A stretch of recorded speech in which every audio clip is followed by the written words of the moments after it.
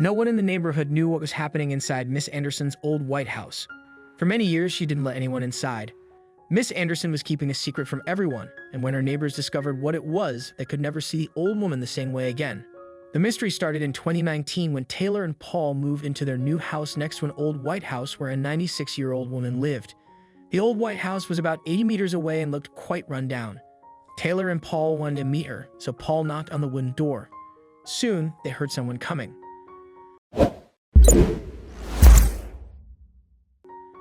"Who are you and what are you doing here?"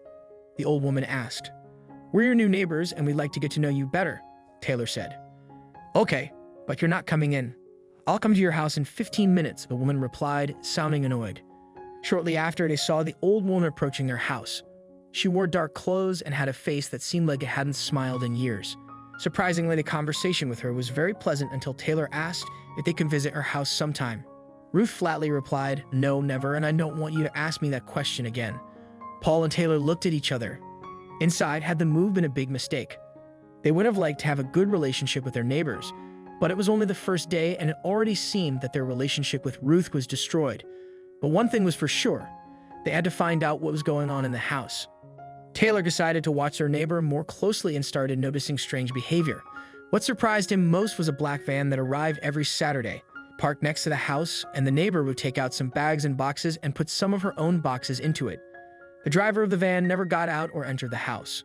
Paul and Taylor decided they needed a plan to get into the house to find out if Ruth was involved in anything illegal. Paul started asking around town for information. Meanwhile, Taylor decided to take matters into her own hands. She knew Paul wouldn't approve, so she didn't tell him. When she saw Ruth leave the house, she thought she got at least 3 hours before she returned. She dressed in dark clothes and headed to the house. Taylor first tried the front door, but it was locked. Then she tried the back doors, but they were also locked. Feeling disappointed and about to give up, she spotted a small open window. The window was on the first floor, so she needed something to climb on. She found an old barrel in the garden, rolled it over, and placed it under the window, but she still couldn't reach. She needed to be a bit higher. Determined, Taylor used all her strength to climb up and squeeze through the window. She slowly crawled through and then landed on the old wooden floor. Looking around, she saw nothing unusual. The room was dusty and filled with boxes of magazines and books, as if it was barely used.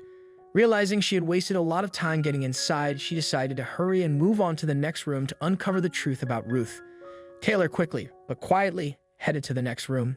It was a very large bathroom. Taylor had never seen such a luxurious bathroom. This space contrasted with the previous dusty room. The old house turned out to be full of surprises, but then Taylor saw something that made her heart skip a beat. At first glance, the bathroom seemed normal, very luxurious, but normal nonetheless. Then Taylor realized something shocking. She saw 2 of everything in the bathroom. 2 toothbrushes, 2 bathrobes, etc. Could Ruth have kept her husband's things all these years, or was there something more to it? At that moment, Taylor realized that there was a possibility she was not alone in the house. Just that thought sent a shiver down her spine.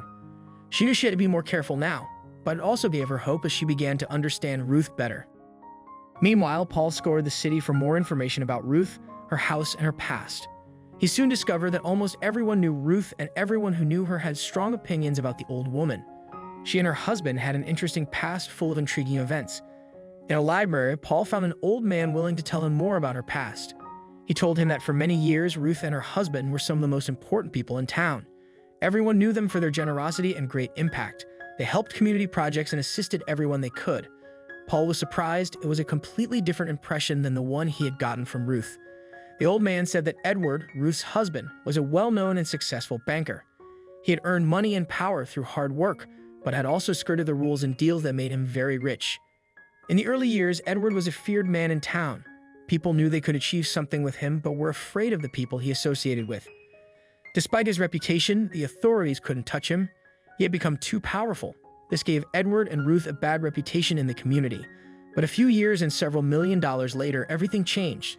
A new man arrived in town who would have an even greater impact on Edward and Ruth's lives. This man was a pastor who took charge of the church in town. He soon learned of Edward's reputation and the trouble he caused. He realized it was a big problem and decided to make it his personal mission. Pastor Jack started visiting Edward regularly. Jack was charismatic and easily connected with many people. Edward was also impressed by this newcomer. They soon discovered they shared many interests and an unusual friendship developed. During their outings, Jack always found a way to discuss the Bible with Edward. After all, he was a shepherd who couldn't resist. Edward didn't like it at first, but he had a soft spot for Jack, and eventually, his words began to have an impact. Edward seemed calmer and began to straighten out his life. After finally converting, he decided to leave behind his past misdeeds and focus on doing good. He and Ruth decided to use the wealth they had accumulated to make a difference in the town. In this way, they earned their great reputation in the following years. But not everyone was happy with this. The criminals Edward worked with were obviously displeased that he had changed his life.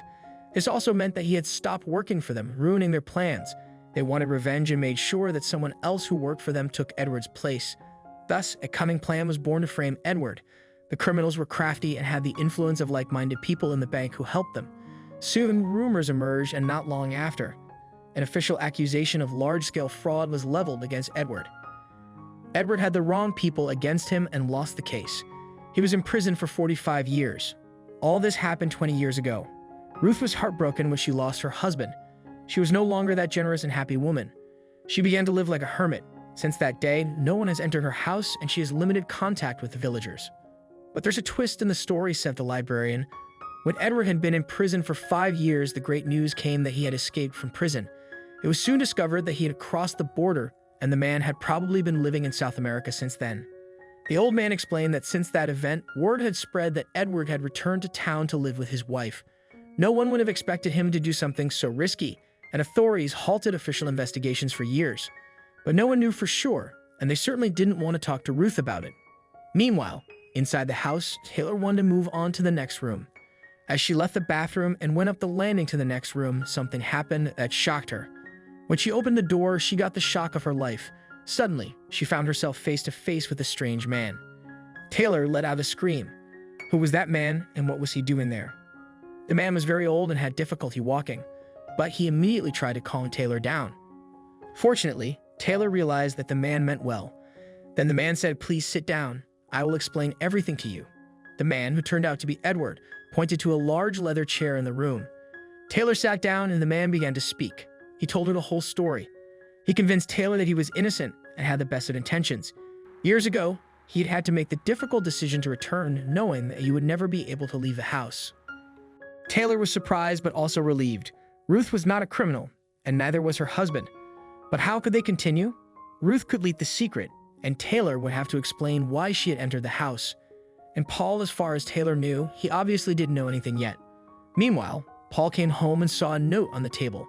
It said, "Honey, I know you never leave me, but if you're looking for me, I'll probably be at Ruth's." Paul was surprised, and got worse when he looked outside because he saw Ruth approaching. He was almost at the door to enter when Ruth opened the door and entered the house. To her surprise, Edward and Taylor were talking in the living room. She gasped and dropped everything she had in her hands. By then, Paul had also arrived at the door to see if he could help Taylor. How could they explain what was happening? Fortunately, Edward stepped in quickly and told Ruth that he had invited Taylor inside. He said she really needed some human contact, a little lie mixed with some truth. He asked Ruth to let Paul in too so they could explain everything. Now, years later, Taylor and Paul are still close friends with Ruth and Edward and regularly visit to chat and play.